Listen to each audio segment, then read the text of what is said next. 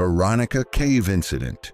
The Veronica Cave in Georgia holds the record for being the deepest cave on Earth. It plunges over 7,200 feet into darkness. So deep, you could stack 2 Burj Khalifas inside it and still not reach the surface. Only expert teams had ever dared to explore it, and even then, always with support. No one had ever gone in alone. Until Sergei Kosviv did. Sergei was 37, a thrill-seeker from Russia who had just started cave exploring as a hobby. On October 31st, 2020, he told his wife he was heading to the mountains, but gave no details. The next day, he was in Georgia, staring into the dark abyss of Veronica Cave. Using only online maps and no official permit, Sergei began descending. The first section, 1,300 feet, was grueling. He crawled, climbed, swam through freezing, muddy water, and finally reached the first rest camp. He pushed forward, making it to the second camp, then rested for an entire week. Why? No one knows. Eventually, he moved deeper, but the temperature dropped to near freezing. That's when Sergei realized he had forgotten a crucial part of his gear: clamps and stirrups. Without them, climbing back up was impossible. Desperate, he hoped to find some at the 3rd or 4th camps. But at 3,600 feet, his body started to shut down. Hypothermia took over. Alone in the cold, Sergei hung from his rope and slipped into unconsciousness. 9 months later, in August 2021, explorers found his rope and followed it down to his body. The conditions were so tight and dangerous, his remains had to be brought up in parts, with his wife's permission. Spelunking Cave Incident. Spelunking in Mexico is beautiful, dangerous, and vast. Amy and her friend Alessandro planned a simple underwater cave dive. Amy would lead and Alessandro would film. They agreed to stay at 40 feet deep and follow the safety line. It was going great for the first half hour.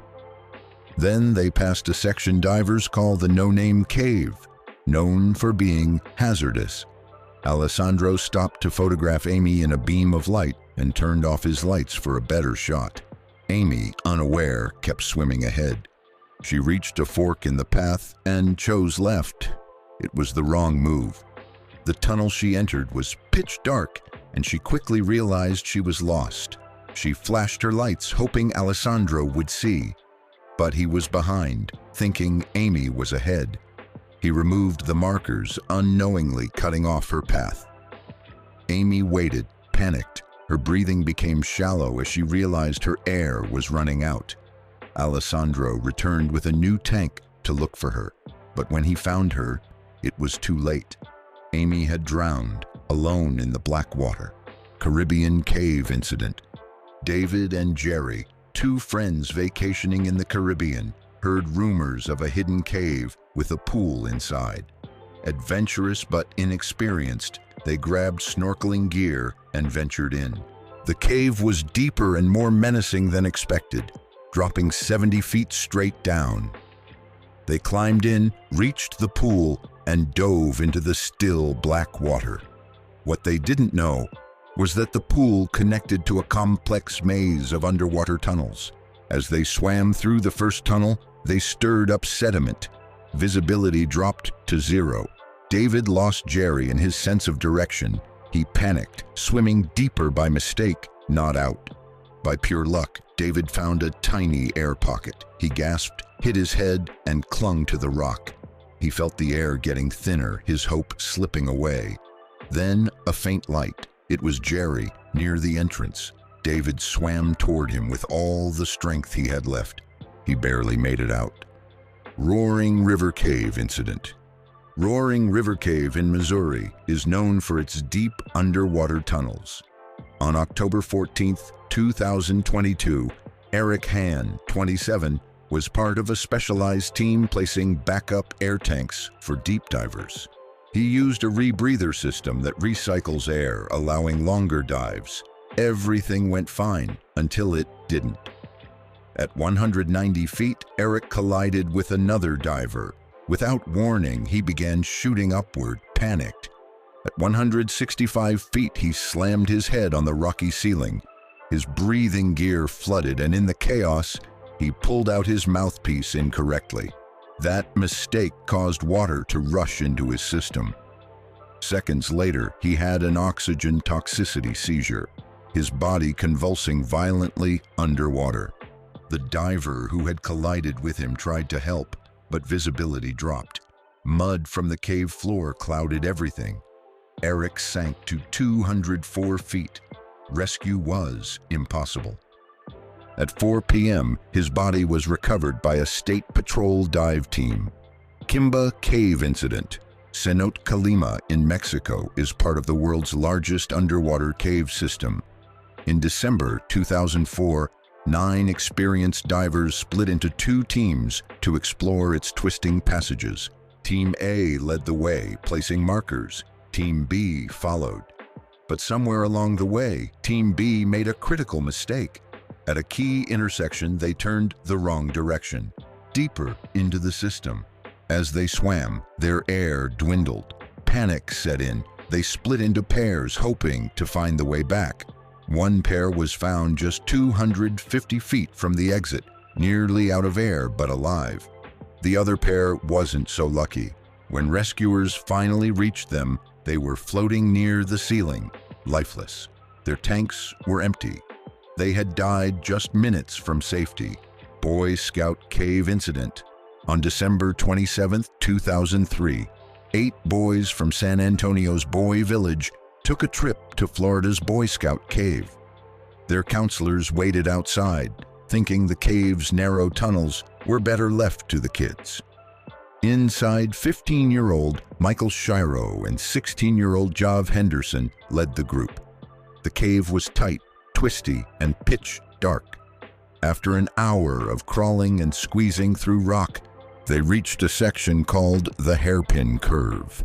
Michael slipped through, but Jave got stuck mid-turn, completely wedged. Michael tried helping, pulling and twisting, but Jave couldn't move. As minutes dragged into an hour, their bodies pressed against the cold rock. The temperature sapped their strength. The other boys panicked. Some thought the campfire outside might be using up the cave's oxygen. It wasn't, but fear doesn't need facts. They ran to get help.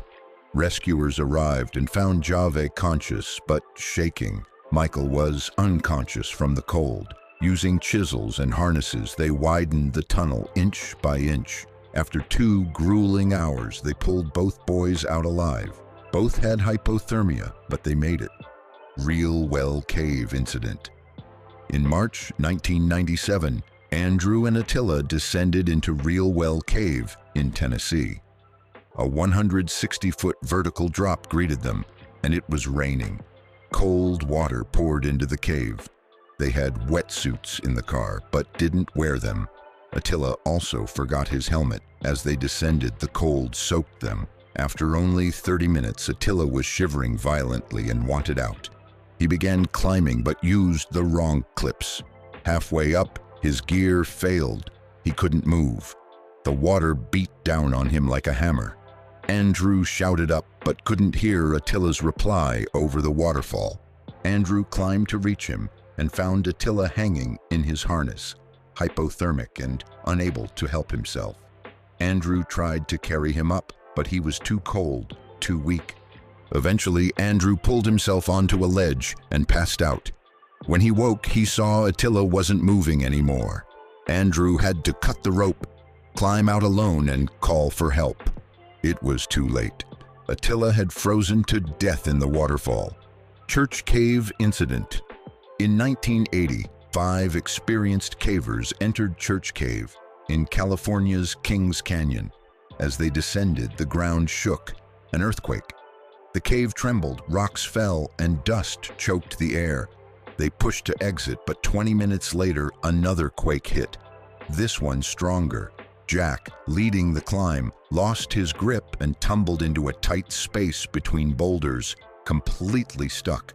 His friends dodged falling rocks to reach him. It took ropes and strength to pull him free.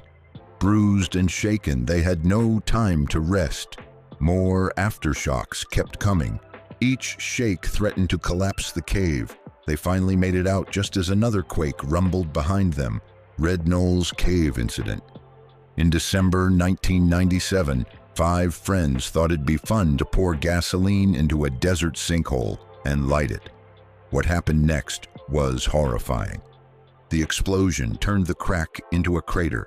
Brandon Silverhorn, standing too close, fell in, dropping 40 feet into a narrow shaft.